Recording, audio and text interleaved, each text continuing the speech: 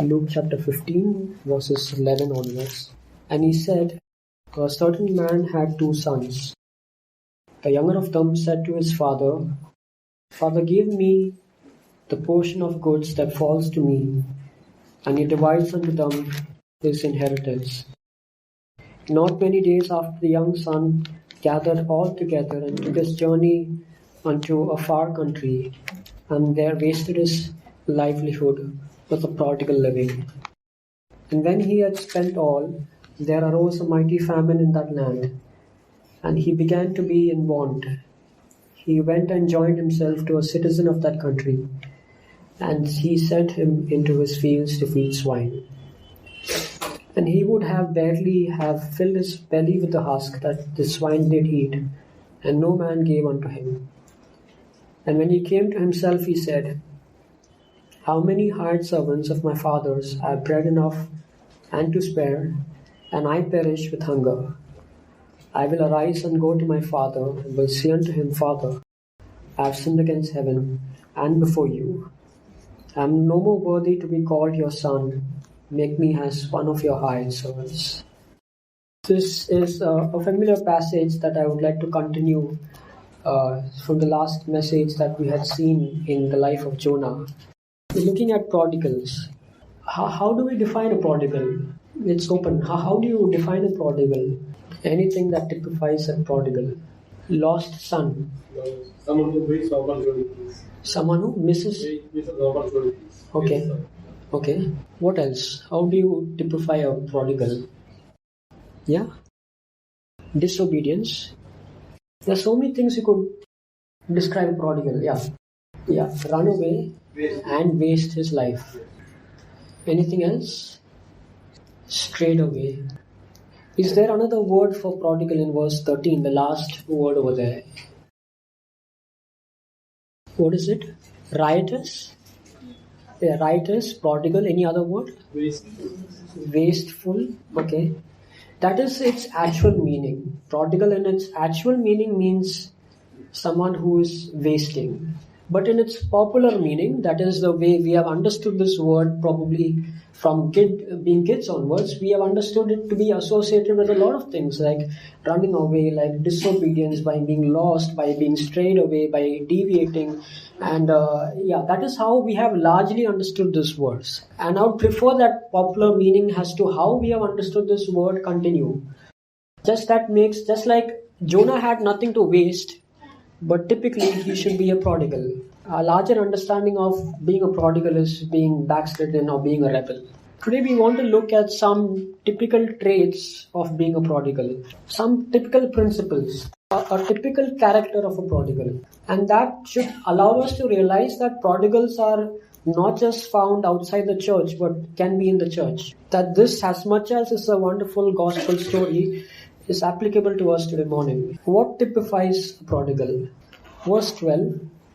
The younger of them said to his father, Father, give me the portion of goods that falls to me. He's asking for his inheritance. What's wrong in that? What do you think? Is there anything wrong in it? He's asking for his inheritance. Is there something wrong in it? He asked before it has been given. So when is it supposed to be given then?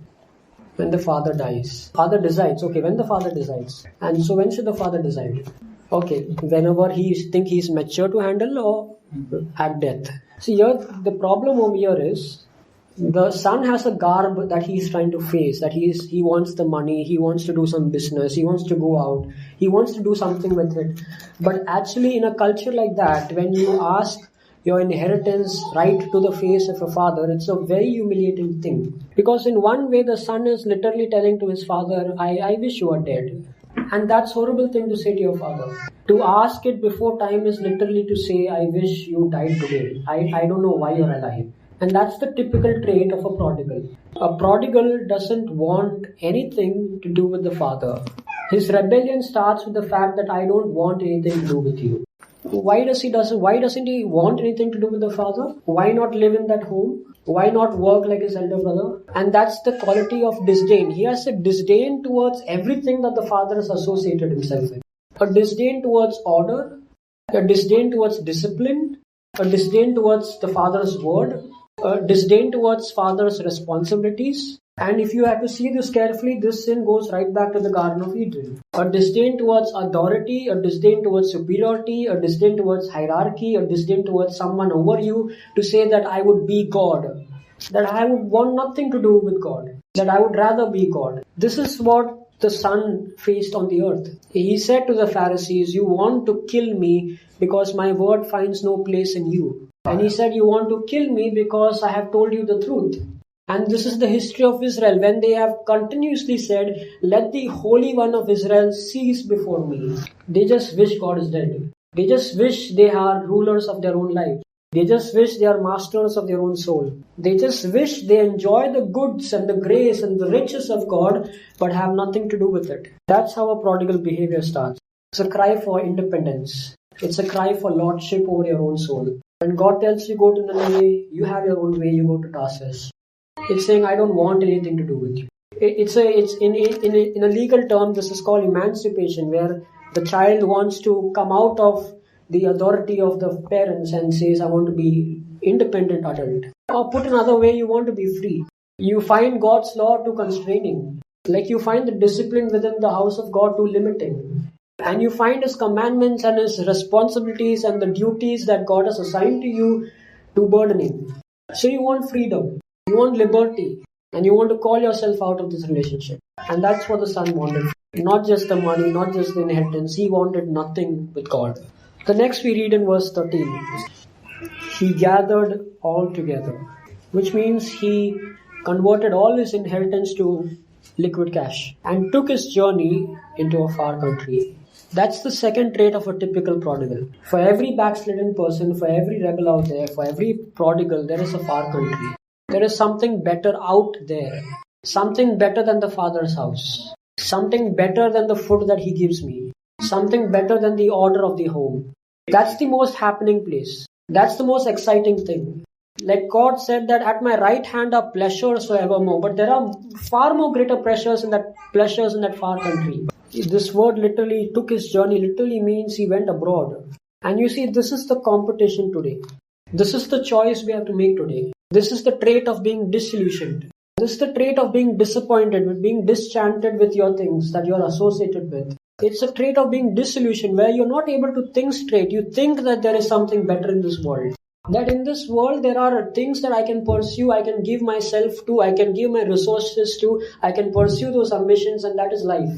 And the Father's world, the Father's thing, the Father's house and all that He is, I can maybe existentially be associated with it. But my thing is in the far country. My thing is in the world out there. How awful that we find the very glorious house of God, the very glorious kingdom of God, to be a competition to the things of this world. When Christ scolded Peter, He said, "Get you behind me, Satan, for you do not savor the things of God."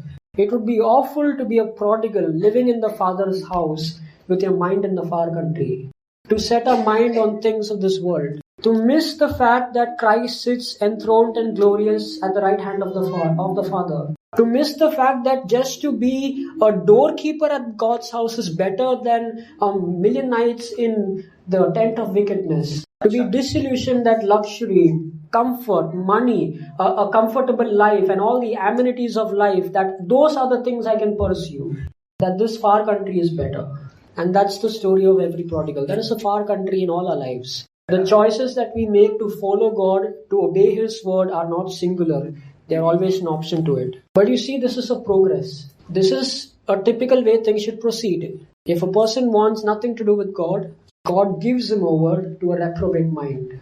And that's the picture we see in this father. The father never said, "No, I will not give you inheritance." The Father never stopped the Son. God is liberal. He allows us to exercise our free will. He never stops us every way. He gives him over. He gives him over to that horrible, corrupted, reprobate mind to do anything the Son wants to do. And then the prodigal progresses. The next thing we read there, they wasted his livelihood with a prodigal living. It says it starts first with having nothing to do with God. It says to put God at a distance and then be disillusioned of something better than God. And in pursuit of that something disillusioned, something that is a mirage, He devastates, he destroys his life. The third trait is this: wastage, a waste of life. And that's an awful thing here.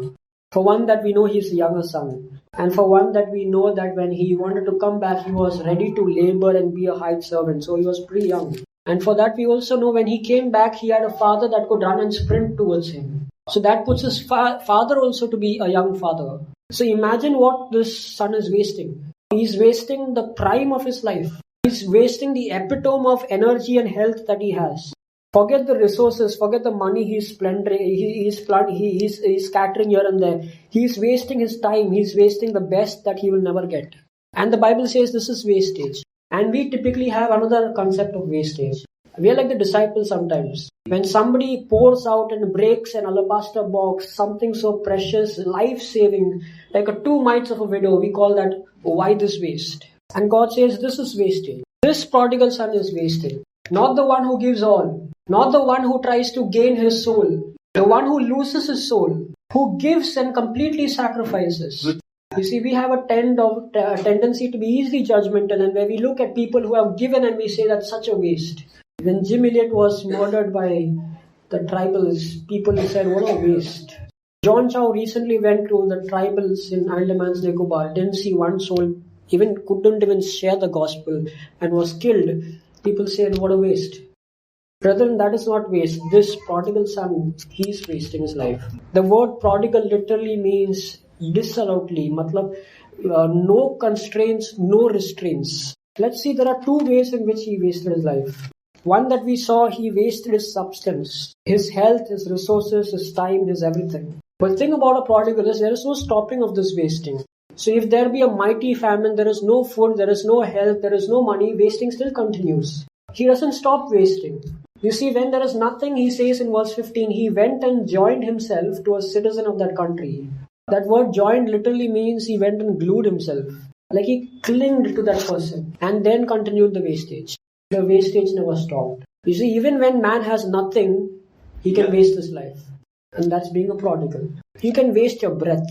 Speaking of somebody like this, Paul said of widows, that if widows are self-indulgent, they are dead being alive.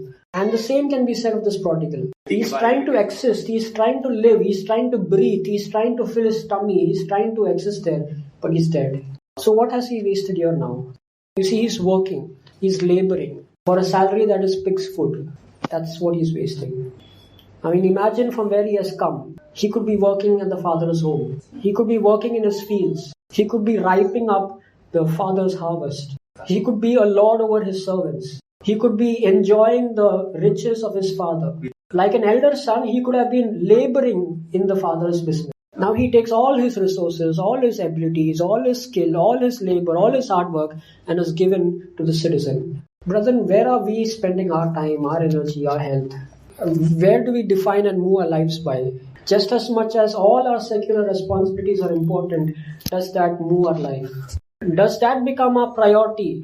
Does that consume our time, our health, our mind, that we have nothing to give in the labor of the Father's home? See, God doesn't want a bunch of believers. He wants disciples who follow Him everywhere.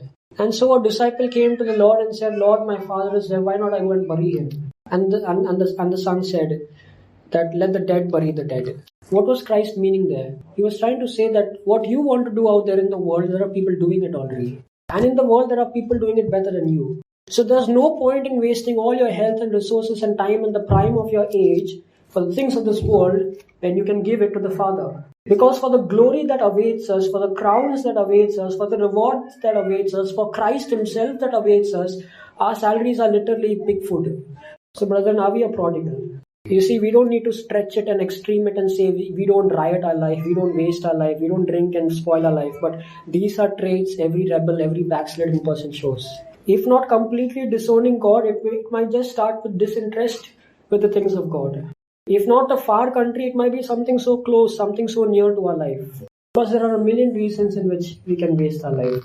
Verse 18, I will arise and go to my father, and will say unto him, Father, I have sinned against heaven and before you. Let this be our prayer. I will arise and go to my father. To have nothing to do with myself, but be of a slave, to be of a hired servant, to be of a servitude to my father. May God bless these words.